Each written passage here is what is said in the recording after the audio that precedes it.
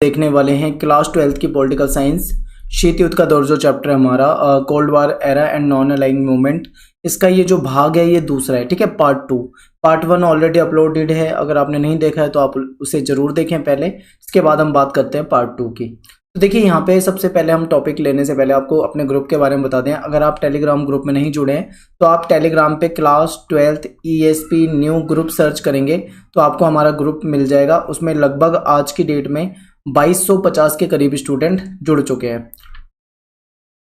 Cuba missile संकट बहुत important topic है और ये आपका मेन टॉपिक है, तो चलिए इसको समझते हैं।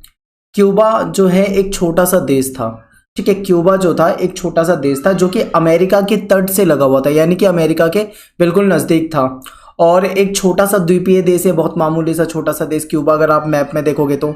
लेकिन क्यूबा की जो दोस्ती थी ना वो सोवियत संघ से थी। अब आपको यहाँ पे पता लग गया होगा पार्ट 1 देखने के बाद कि USA यानी अमेरिका और USSR यानी सोवियत संघ एक दूसरे के दुश्मन है, ठीक है। और क्यूबा जो है वो किसके पास है? अमेरिका के नजदीक में है। लेकिन इसकी दोस्ती किससे है? दोस्ती इसकी USSR से है। यानी कि एक तरह से आप ये समझ लो कि दुश्मन का दोस्त, यानी कि अमेरिका का भी एक तरह से दुश्मन ही है, ये समझो। क्योंकि क्यूबा जो था अमेरिका के नजदीक था, इसलिए USSR ने सोचा क्यों ना हम क्यूबा का फायदा उठाएं। फायदा कैसे उठाते, यही पूरी कहानी में देखेंगे।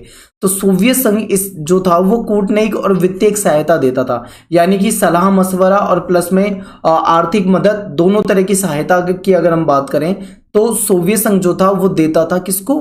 क्यूबा को। सोवियत संघ के जो नेता थे निकिता खुश्चेव, नाम याद रखना, निकिता खुश्चेव। इन्होंने क्या करा कि इन्होंने सोचा क्यों ना हम क्यूबा को अपना सैनिक अड्डा बना ले, और सैनिक अड्डा बनाना चाहते थे, यही इनके दिमाग में आ गया। फिर इन्होंने सोचा कि अगर हम क्यूबा को अपना सैनिक अड्डा बना लेते हैं तो उससे तो हमें बहुत ज्यादा फायदा होगा। अब आप सोचो कि USSR का दोस्त है क्यूबा जो कि बिल्कुल अमेरिका के नजदीक है, या फिर आप ये समझ लो अमेरिका का पड़ोसी है, आप पड़ोसी मान के चलो, इतना नजदीक है। तो अगर ये यहाँ पे अपना सैनिक अड्डा बना लेंगे तो अमेरिका को बहुत ज्यादा नुकसान पहुंचा पाएंगे क्योंकि वो बिल्कुल नजदीक है। तो ऐसे में क्यूबा जो था अमेरिका के निकट था और क्यूबा से अमेरिका को अगर सैनिक अड्डा बना लेते तो क्यूबा से अमेरिका को ज्यादा नुकसान पहुंचाया जा सकता था, यानी ज्यादा हानि पहुंचाई जा सकती थी, ठीक है। तो एक बार आप मैप में समझने का प्रयास करो इसको। क्यूबा अभी जितना मैंने आपको बताया, यहाँ पे आपको मिलेगा क्यूबा, ठीक है, छोटा सा जब आप मैप में देखोगे, और यहाँ पे आपको मिलेगा अमेरिका, और इधर की तरफ आपको दिखेगा सोवियत संघ। अमेरिका और क्यूबा बिल्कुल नजदीक हैं, एकदम पास में है, लेकिन दोनों की दोस्ती नहीं है। क्यूबा जो है अमेरिका के नजदीक है पर इसकी दोस्ती किससे है? सोवियत संघ से है। इसीलिए सोवियत संघ ने सोचा कि भाई इतनी दूर से हम उतना नुकसान नहीं पहुंचा पाएंगे अमेरिका को, लेकिन अगर हम क्यूबा को अपने सैनिक अड्डे के रूप में बदल लें, यानी कि क्यूबा को हम अपना सैनिक अड्डा बना लें और यहाँ पे मिसाइलें तैनात कर दें, तो ऐसे में हम अमेरिका को भयंकर नुकसान पहुंचा पाएंगे। तो ये निकिता खुश्चेव ने सोचा था, यही कहानी है, ठीक है। आगे देखिए, 1962 में सोवियत संघ ने क्यूबा पर अपनी परमाणु मिसाइल तैनात कर दी। अब परमाणु मिसाइल तैनात करने से क्या होगा? अमेरिका जो था वो बिल्कुल नजदीकी निशाने में चला जाएगा। यानी कि मान लो यहाँ पे अमेरिका है, यहाँ पे क्यूबा है और क्यूबा में मिसाइलें तैनात है, तो अमेरिका बिल्कुल नजदीकी निशाने पे है और नजदीकी निशाने में पहुंच गया। इसकी खबर अमेरिका को लगी, लेकिन कितने समय के बाद लगी? 3 हफ्ते के बाद। 3 हफ्ते के बाद अमेरिका को पता लगा कि ऐसे ऐसे मिसाइलें तैनात हैं और वो बिल्कुल नजदीकी निशाने में है, उसको तो भयंकर नुकसान हो सकता है। तो अमेरिका के जो राष्ट्रपति थे उस समय, जॉन F कैनेडी, ठीक है, जॉन F कैनेडी ऐसा कुछ भी करने से हिचकिचा रहे थे जिससे दोनों देशों के बीच में युद्ध छिड़ जाए, ठीक है। क्यों ऐसा है? अब अमेरिका के ये जो राष्ट्रपति हैं वो डर इसलिए रहे हैं क्योंकि यहां से अगर मिसाइल चलाई जाती हैं तो अमेरिका को भयंकर परिणाम इसके भुगतने पड़ेंगे, ठीक है। और अमेरिका इस चीज को अच्छे से समझ गया था क्योंकि सोवियत संघ जो था वो कोई ऐसी वैसी मतलब मामूली शक्ति नहीं था, बल्कि वो एक महाशक्ति था, अमेरिका के जैसा ही ताकतवर था। इसीलिए ये डरे हुए थे। तो ये ऐसा कुछ भी फैसला लेने से डर रहे थे जिससे कि दोनों के बीच में युद्ध हो जाए, क्योंकि अगर युद्ध होता तो ज्यादा जो नुकसान उठाना पड़ता वो अमेरिका को नुकसान उठाना पड़ता। तो ये पूरी क्यूबा मिसाइल संकट वाली कहानी है, इसको ध्यान से आपको समझना है। अब मैं आपको एक बार फिर से शॉर्ट में समझा देता हूं। यहाँ पे है अमेरिका, यहाँ पे है क्यूबा और यहाँ पे है सोवियत संघ यानी USSR, ये मान लो आप, ठीक है, US से। इस तरीके से यहाँ पे मिसाइलें तैनात हो गई, या अमेरिका जो है अमेरिका जो है वो निशाने पे है और यूएसएसआर बिल्कुल उसको निशाने पे ले चुका है। अमेरिका अब डर रहा है कुछ भी फैसला लेने से, कहीं दोनों के बीच में युद्ध ना हो जाए।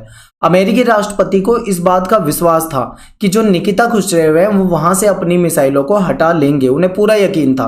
कैनेडी ने आदेश दिया कि अमेरिकी जो जंगी बेड़े हैं, जो भी मतलब जहाज उनके हैं जंगी, उनको आगे करो और क्यूबा की तरफ जो यूएसएसआर से जो जहाज आ रहे हैं, यानी सोवियत संघ के जहाज जो क्यूबा की तरफ आ रहे हैं, क्यूबा की मदद करने के लिए आ रहे हैं, उनको रोको, रास्ते में ही रोको। ऐसे समय में ऐसा लगा कि युद्ध होकर रहेगा। ठीक है, ये कोई आम युद्ध नहीं होता, अगर हो जाता तो कोई आम युद्ध नहीं होता, क्योंकि दोनों ही महाशक्तियां थी, लेकिन ऐसा नहीं हुआ। ठीक है, कोई युद्ध नहीं हुआ, दोनों ने युद्ध टालने का फैसला लिया और दुनिया ने चैन की सांस ली। ये बहुत ही संवेदनशील समय रहा है इतिहास में, इसलिए क्यूबा मिसाइल संकट को शीत युद्ध का चरम बिंदु भी कहा जाता है। तो ये पूरी स्टोरी आपको बिल्कुल रिकॉल करा देता हूं बिना एक शब्द पढ़े हुए। अब मैं आपको पूरी स्टोरी की तरह बताता हूँ। ये अमेरिका है यूएसए और ये है मान लो यहाँ पे यूएसएसआर। यूएसएसआर की दोस्ती थी क्यूबा से। इसने क्या करा, अपनी मिसाइलें जो थी यहाँ पे तैनात कर दी। अब अमेरिका निशाने पे था। अब ऐसे में अमेरिका को डर लग रहा था कि कहीं ऐसा कुछ भी ना हो जिससे कि लड़ाई की नौबत आ जाए, और अगर झगड़े ये युद्ध का वॉर की स्थिति हो जाती है मान लो, तो ऐसे में जो भयंकर परिणाम होंगे वो यूएसए को ही उठाने पड़ेंगे। तो ऐसे में इन्होंने क्या करा, अपने जंगी बेड़े आगे भेज दिए ताकि जो यूएसएसआर के हैं वो जो उधर के जहाज आ रहे हैं जो भी है उनको रोका जा सके। और ऐसे में दोनों आमने सामने थे। ये दुनिया में अगर हम देखें, अभी हमने कल पार्ट 1 में पढ़ा था कि शीत युद्ध कोई युद्ध नहीं होता, उसमें केवल युद्ध की संभावनाएं होती है। फिर हमने पढ़ा था 1945 से 1991 तक ऐसी स्थिति थी। तो ये 45 से 91 तक के जो लगभग 45 साल के करीब जो है वर्ष, इसमें जो सबसे भयंकर समय था वो 1962 वाला क्यूबा मिसाइल संकट था। क्योंकि इस समय में क्या हुआ था, दोनों जंगी बेड़े ये समझ लो दोनों महाशक्तियां आमने सामने आ गई थी बिल्कुल, और ऐसा लगा था दुनिया को कि युद्ध हो जाएगा, पूरे चांस हो गए थे युद्ध हो जाएगा, पर युद्ध हुआ नहीं, क्योंकि इसी को तो शीत युद्ध कहते हैं जहां पे युद्ध ना हो। तो ऐसी स्थिति हो गई थी, इसीलिए इसको शीत युद्ध का चरम बिंदु कहा जाता है और ऐसा माना जाता है कि सबसे संवेदनशील समय रहा है इन दोनों महाशक्तियों के बीच में। तो ये क्यूबा मिसाइल संकट आपको याद हो जाएगा। यहाँ से पूरी स्टोरी आपको लिखनी नहीं है, स्टोरी आपको दिमाग में रखनी है। बस आपको नाम याद रखने कि क्यूबा की तरफ से फिदेल कास्त्रो थे, सोवियत संघ की तरफ से निकिता खुश्चेव थे, अमेरिका की तरफ से जॉन एफ कैनेडी थे। ये इनके नेतृत्व कर रहे थे। ठीक है, तो आपको ये नाम याद रखने हैं बस। अब बात करते हैं, एक क्वेश्चन आपके पेपर में यहां से शॉर्ट क्वेश्चन पूछा जा सकता है। आपको पता होगा कि अमेरिका ने जापान पे परमाणु बम गिराए थे, परमाणु हमला किया था। ठीक है, और जापान एकमात्र देश है जिसने परमाणु बमों को झेला है। तो ये अमेरिका ने जापान के 2 शहर जो थे उस पर परमाणु बम से हमला किया। कौन कौन से शहर थे? हिरोशिमा और नागासाकी। ठीक है, आपको डेट याद हो तो अच्छी बात है, ना हो तो कोई दिक्कत नहीं, पर आपको ये 2 शहर जरूर याद रखने हैं। अगस्त 1945 याद रखो, हिरोशिमा और नागासाकी, ये आपको बिल्कुल याद होना चाहिए। इस घटना के बाद अमेरिका की दुनिया भर में आलोचना की गई। आलोचना क्यों की गई? क्योंकि देखो, अमेरिका था बहुत ज्यादा ताकतवर, बहुत ज्यादा शक्तिशाली, और जापान उसके सामने उस समय में इतना शक्तिशाली नहीं था। तो ऐसे में दुनिया ये मान रही थी कि जब सबको पता है कि जापान जो है वो आत्मसमर्पण करने वाला है या सरेंडर करने वाला है, तो ऐसे में क्या जरूरत थी उस पर परमाणु बम गिराने की। ठीक है, यही इस तरीके से बहुत आलोचना की गई अमेरिका की, कि अमेरिका ने ये जो परमाणु बम गिराने वाला जो फैसला लिया था, कहा जाता है कि ये गलत फैसला है। ठीक है, ऐसा नहीं करना था। तो ऐसे में क्या हुआ कि अमेरिका पे जब बहुत ज्यादा उंगलियां उठाई गई, तो अमेरिका ने अपने बचाव में कुछ स्टेटमेंट दिया, यानी कि कुछ कहा। अमेरिका ने ये कहा कि अमेरिका चाहता था कि दूसरा जो विश्व युद्ध है, जो सेकेंड वर्ल्ड वॉर चल रहा है, वो जल्दी समाप्त हो जाए और आगे जो हानि होने वाली है उसको रोका जा सके। इसलिए अमेरिका ने क्या करा, जापान पे सीधा परमाणु बम गिरा दिया। तो ये वैसे कोई इसके पीछे कोई लॉजिक तो होता नहीं है कि अगर युद्ध समाप्त करना हो तो उसको खत्म ही कर दो, लेकिन फिर भी अमेरिका ने अपने बचाव में ये तर्क देने की कोशिश की, जबकि सबको पता था कि ऐसा कुछ नहीं है, अमेरिका जानबूझ के ऐसा कर रहा है और अमेरिका का इसके पीछे एक उद्देश्य था। ठीक है, अब यहां पे ये क्वेश्चन आपके सामने है कि अमेरिका ने जापान पे जो परमाणु बम गिरा दिए उससे जापान को बहुत नुकसान हुआ। तो आखिर अमेरिका को पता था कि वो आत्मसमर्पण कर देगा, लेकिन अमेरिका ने ऐसा क्यों करा, इसके पीछे क्या उद्देश्य था? तो अमेरिका ये दिखाना चाह रहा था सोवियत संघ को कि वही मतलब अधिक ताकतवर है, यानी अपना वर्चस्व दिखाना चाह रहा था कहीं ना कहीं मतलब अपना अपने आप को शक्तिशाली दिखाना चाह रहा था, अपनी ताकत दिखाना चाह रहा था। तो ये था। तो यहाँ से ये जो आपको ये बम गिराए गए ये आपको याद रखना है, ठीक है। यहाँ से पता है अब आपका एक शॉर्ट क्वेश्चन भी बन जाता है। शॉर्ट क्वेश्चन ये बन जाता है कि अमेरिका की ने जो बम गिराए थे जापान के 2 शहरों पे, हिरोशिमा और नागासाकी, इन बमों को कुछ कोड नेम भी दिया गया था। वो कोड नेम क्या था आपको याद रखना है, लिटिल बॉय, मैंने यहाँ पे लिखा नहीं है पर आपको याद रखना है, लिटिल बॉय और फैट मैन, ठीक है। इनकी क्षमता जो थी वो 15 से 21 किलोटन मानी जाती है, जबकि ये बहुत कम क्षमता वाले बम हैं। आज के समय की बात करें तो इससे 50 हजारों गुना अधिक शक्तिशाली बम हैं, परमाणु बम, दुनिया के ताकतवर देशों के पास। जब इतनी कम क्षमता वाले बम ने इतनी भयंकर तबाही मचा दी थी, तो आप कल्पना कर सकते हो कि अगर परमाणु युद्ध हो जाता और आज के समय में हो जाए ऐसा कुछ, तो दुनिया तो तबाह हो जाएगी बिल्कुल, ठीक है। तो ये आपको बिल्कुल पॉइंट याद रखने हैं जो मैंने आपको यहाँ पे बताया है। यहाँ से आपके 1 मार्क्स की क्वेश्चन पूछे जा सकते हैं जहां तक मुझे लग रहा है शॉर्ट में। एक क्वेश्चन ये भी हो जाएगा भाई कि हमने ये सुना कि यूएसए और यूएसएसआर यानी कि सोवियत संघ और अमेरिका, इन दोनों की बात करें, इन दोनों के बीच लगभग 45 वर्षों तक क्या रहा, एकदम मतलब ऐसा माहौल रहा युद्ध जैसा कि युद्ध हो जाएगा, पर हुआ नहीं। तो यहां पे क्वेश्चन ये भी बन सकता है कि आखिर युद्ध हुआ क्यों नहीं। इतने मतलब लंबे समय तक संघर्ष चलता रहा, कंपटीशन चलता रहा, एक अपने आप को आगे बढ़ाने की कोशिश में लगे रहे, हथियारों की होड़ में लगे रहे, पर युद्ध क्यों नहीं हुआ, क्या इसके पीछे कारण है। तो यहां पे आपको एक चीज समझनी है जो बहुत सारे बच्चे गलत समझते हैं, इसको ध्यान से समझो। देखिए, जब 2 महाशक्ति आमने सामने हो, सॉरी, या फिर आप सोच लो कि 2 देश हैं, एक देश जो है वो बहुत ही ज्यादा ताकतवर है, ठीक है, दूसरा देश जो है वो उसके मुकाबले कमजोर है। 2 देश है, एक ताकतवर है, एक कमजोर है। इन दोनों की अगर इन दोनों के बीच में मनमुटाव हो जाए तो युद्ध होने के चांस कम होंगे या ज्यादा होंगे, तो आपका आंसर यहाँ पे होगा ज्यादा होंगे। क्यों? क्योंकि जब कोई ताकतवर देश है तो वो तुरंत उसको हमला करके उसको खत्म कर सकता है, कमजोर देश को। लेकिन अगर यहीं पे कंडीशन में बदल दूं, मान लो इधर एक ताकतवर देश है और दूसरी तरफ भी जो दूसरा देश है वो ताकतवर है, दोनों ही शक्तिशाली हैं, बहुत ज्यादा, एकदम बराबर के हैं, तो ऐसे में युद्ध के चांस क्या होंगे, कम होंगे या ज्यादा होंगे। तो अब आपको बोलना है कि युद्ध के चांस बिल्कुल कम होंगे, या कम भी मत बोलो, ना के बराबर चांस होंगे। क्यों? क्योंकि दोनों ही ताकतवर हैं, दोनों इस बात को समझते हैं अगर हमला होता है, लड़ाई होती है, झगड़ा होता है, युद्ध होता है, तो दोनों को भयंकर तबाही उठानी पड़ेगी, ठीक है, देखनी पड़ेगी। सेम यही कंडीशन थी अमेरिका और सोवियत संघ के बीच में, क्योंकि जो अमेरिका था वो भी ताकतवर था और सोवियत संघ जो था वो भी ताकतवर था, दोनों ताकतवर थे, इसीलिए युद्ध नहीं हुआ, ठीक है। तो इसी को कहते हैं अपरोध या रोक और संतुलन की नीति। अब आप इसे समझो, अपरोध से क्या अभिप्राय है। देखो, जब दोनों पक्ष यानी जो भी मतलब जैसे एक तरफ यूएसए दूसरी तरफ यूएसएसआर, जब दोनों बहुत ताकतवर हों, एक दूसरे को बहुत ज्यादा नुकसान पहुंचा सकते हो, ऐसे में कोई भी पक्ष युद्ध का खतरा मोल नहीं लेना चाहेगा। क्यों नहीं चाहेगा? क्योंकि उसे पता है भयंकर परिणाम उसके होंगे। अमेरिका और सोवियत संघ दोनों ही बहुत ज्यादा ताकतवर थे, इसी कारण से दोनों के बीच में कोई युद्ध नहीं हुआ, ठीक है, और तीसरा विश्व युद्ध से दुनिया बच गई। अब यहां पे आप एक बार थोड़ा सा सोचो, मान लो अमेरिका बहुत ज्यादा ताकतवर होता और यूएसएसआर जो है वो काफी कमजोर होता, तो क्या ऐसे में युद्ध नहीं होता? पक्का युद्ध होता और अमेरिका यूएसएसआर को उस टाइम पे खत्म कर चुका होता। क्यों? क्योंकि जब ताकतवर और दोनों ताकतवर होंगे तो चांस क्या हो जाएंगे, बिल्कुल ना के बराबर हो जाएंगे। पर अगर एक ताकतवर एक कमजोर होगा तो चांस जो होंगे वो बहुत ज्यादा बढ़ जाएंगे। तो यही अपरोध और संतुलन वाली नीति भी आपको थोड़ा समझते हुए चलना है। अब यहां पे एक क्वेश्चन आपका बन सकता है नाटो से रिलेटेड। हालांकि नाटो किससे रिलेटेड क्या क्वेश्चन आता है मैं आपको यही बताऊंगा। 1 मार्क्स में क्वेश्चन ऐसे आता है कि नाटो का पूरा नाम बताओ, या तो कई बार नाटो का पूरा नाम पूछा जाता है, या फिर ये पूछा जाता है कि नाटो कब बना था, आप बोल दोगे 1949 में बना था। यही 2 क्वेश्चन ज्यादातर पूछे जाते हैं। तो देखिए, अमेरिका ने क्या करा, अपना एक सैन्य संगठन बना लिया, या अपना एक संगठन बना लिया जिसका नाम क्या है, नाटो। नाटो का फुल फॉर्म अगर हम पूछे तो नॉर्थ अटलांटिक ट्रीटी ऑर्गेनाइजेशन, जिसको हम हिंदी में बोलेंगे उत्तरी अटलांटिक संधि संगठन, यानी उत्तरी अटलांटिक संधि संगठन जो था नाटो, यह अमेरिका द्वारा बनाया गया था, ठीक है। कब बनाया गया था आप इसकी डेट याद रख सकते हो। अगर आपको डेट याद नहीं होती तो आप इसको कट कर दो, आपको केवल इतना याद रखना है 1949 में, ठीक है। इतना भी अगर आप याद रखोगे तो भी आप अपना क्वेश्चन सही कर पाओगे।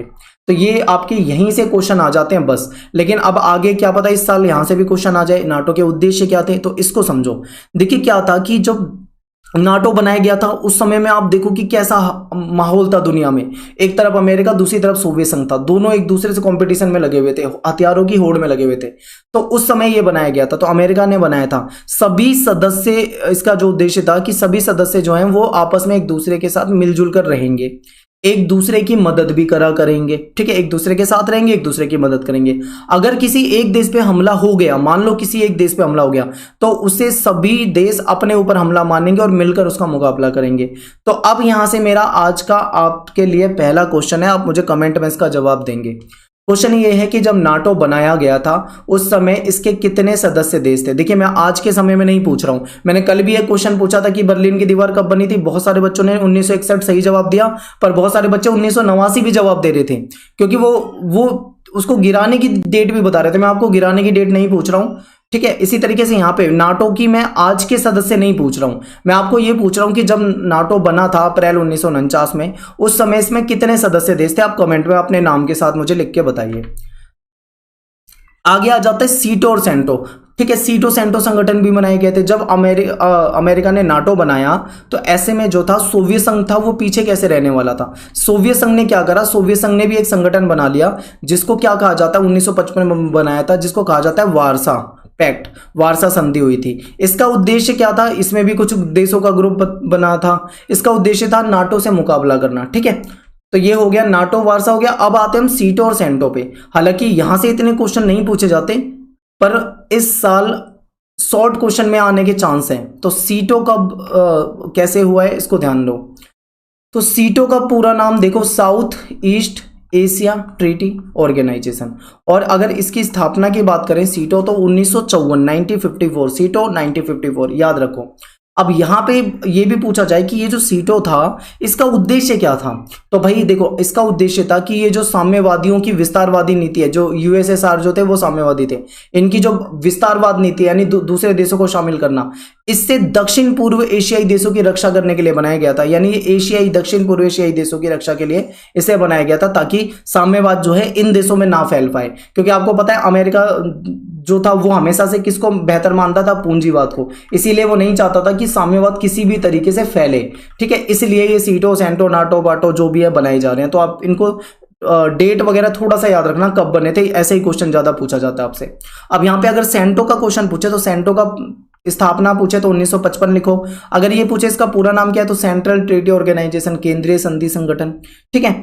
अब यहां से ही आपके क्वेश्चन बनेंगे अगर आएगा तो, लेकिन फिर भी इसके उद्देश्य भी समझते रहो, क्या पता उद्देश्य से क्वेश्चन आ जाए। तो सेंटो बनाने का उद्देश्य ये था कि सोवियत संघ को मध्य पूर्व जो है उससे दूर रखना है। यानी कि जो मैप में अगर देखते हैं तो जो मध्य पूर्व वाला जो हिस्सा आता है उस हिस्से से सोवियत संघ को दूर रखना है, और साम्यवाद का जो प्रभाव बढ़ रहा था उस प्रभाव को रोकना है। इसलिए ये सेंटो बनाया गया था। तो नाटो, सीटो, सेंटो और वार्सा, ये चारों में आपको बिल्कुल ध्यान होने चाहिए। आप बस इतना लिख लो कि ये कब बने हैं, ठीक है, इतना आपको याद होना चाहिए बिल्कुल। अब आपके लिए एक लास्ट क्वेश्चन आपको करा देता हूं, यहां से हमारा पार्ट 2 जो है वो खत्म हो जाएगा। देखिए क्वेश्चन कल के वीडियो में मैंने आपको बताया था एक, और उससे मिलता जुलता क्वेश्चन है, पर बच्चे यहां पे बहुत ज्यादा स्टूडेंट जो है वो गलती कर देते हैं और बारीकी से नहीं समझ पाते, इसलिए गलती कर देते हैं। क्वेश्चन देखिए क्या है, ये क्वेश्चन कई बार पेपर में आया हुआ है, मोस्ट इंपोर्टेंट मैंने लिखा हुआ है। कहते हैं कि महाशक्ति जो थी वो छोटे देशों के साथ गठबंधन क्यों बनाती थी। देखिए महाशक्तियां जो थी वो अपने आप में इतनी ताकतवर थी। आप देखोगे अमेरिका के पास कितने मतलब लेटेस्ट हथियार या फिर कितनी अच्छी टेक्नोलॉजी, कितना समृद्ध था अमेरिका। सेम ऐसा ही यूएसएसआर भी बहुत ज्यादा समृद्ध था, बहुत अच्छा था, ठीक था, ताकतवर था। तो ऐसे में जब ये पहले से ही इतने ताकतवर थे तो ये छोटे देशों से गठबंधन ही क्यों बनाना चाहते थे, क्यों छोटे छोटे देशों को अपने में शामिल करना चाहते थे। अब यहां पे देखो क्वेश्चन ये है कि महाशक्ति छोटे देशों से गठबंधन क्यों बनाती थी, इससे महाशक्ति को क्या लाभ था। तो देखिए उनको महत्वपूर्ण इंपॉर्टेंट जो संसाधन होते हैं, महत्वपूर्ण जो संसाधन होते हैं वो संसाधन मिल जाएंगे छोटे देशों से। उनकी भूमि मिल जाएगी, भूक्षेत्र का वो इस्तेमाल कर पाएंगे। जैसे मान लो आपने देखा ना भी क्यूबा, किस तरीके से क्यूबा की जमीन का इस्तेमाल सोवियत संघ ने कर लिया परमाणु मिसाइलें तैनात करके। ऐसे ही अगर इनको छोटे देश मिल जाएंगे तो उनकी भू क्षेत्र पे जासूसी या मिसाइलें तैनात करना, कई तरह के काम किए जा सकते हैं, सैनिक ठिकाने बनाए जा सकते हैं, आर्थिक मदद भी एक तरह से देखी जाए तो मिल जाती है। तो ये तो है क्वेश्चन की महाशक्ति अगर छोटे देश से गठबंधन बनाए तो इससे महाशक्ति को क्या फायदा है। बट कल जो क्वेश्चन मैंने बताया था वो इसका बिल्कुल अपोजिट था कि जो छोटे देश महाशक्ति में शामिल हो रहे थे उससे छोटे देशों को क्या फायदा था। तो देखिए फायदा जो था इसमें दोनों को था, इसमें छोटे देशों को भी फायदा था जो शामिल हो रहे थे और जो महाशक्ति थी उसको भी फायदा था। दोनों के फायदे लेकिन अलग अलग हैं, यही आपको समझने हैं। छोटे देशों को फायदा यह है कि भाई महाशक्ति उनको सुरक्षा का वादा कर देती थी, आर्थिक मदद मिल जाती थी, सैन्य सहायता मिल जाती थी, हथियार मिल जाते थे। ये तो हो गए छोटे देशों को लाभ। और महाशक्तियों को क्या लाभ है कि उनको भू क्षेत्र मिल जाता था, ठीक है, सैन्य ठिकाने की हो जाता था, आर्थिक वहन हो जाता था। तो ये सारी जो चीजें हैं ये हो जाती थी। तो ये यहाँ पे आप 4 पॉइंट यहाँ पे देख चुके हो और 4 पॉइंट आप यहाँ पे देख चुके हो। तो दोनों का अंतर आपको बस समझ के रखना है। और मैं आपको बता रहा हूँ कि ये क्वेश्चन ज्यादा इंपॉर्टेंट है, आपके पेपर में बहुत ज्यादा पूछा गया है। अगर आप प्रीवियस ईयर के क्वेश्चन पेपर को उठा के देखोगे तो ये क्वेश्चन आपको कई बार पेपर में मिल जाता है। तो ये था हमारा आज का वीडियो और इसमें हमने देखा है पार्ट 2। पार्ट 3 जो आएगा उसमें हम पढ़ेंगे दो ध्रुवीयता को चुनौती, यानी कि किस प्रकार से गुट निरपेक्ष जो है उसकी शुरुआत हुई थी। ठीक है, गुट निरपेक्ष की शुरुआत हम देखेंगे पार्ट 3 में। और इससे पहले चैप्टर को खत्म करने से पहले ये लास्ट टॉपिक और समझ लो, और ये नाम आपको याद रखने हैं। लास्ट टॉपिक ये है कि दोनों महाशक्तियां जो थी, आपने देखा 1945 से ही उन्होंने हथियार बढ़ाने शुरू कर दिए। एक तरफ यूएसए, दूसरी तरफ यूएसएसआर, यानी कि अमेरिका और सोवियत संघ। अमेरिका अपना हथियार बढ़ाए जा रहा है। ऐसे ही यूएसएसआर जो है वो भी अपने हथियार को खूब बढ़ा रहा है। दोनों अपने हथियारों को खूब बढ़ा रहे थे, ठीक है, दोनों ही अपने हथियारों को खूब बढ़ा रहे थे।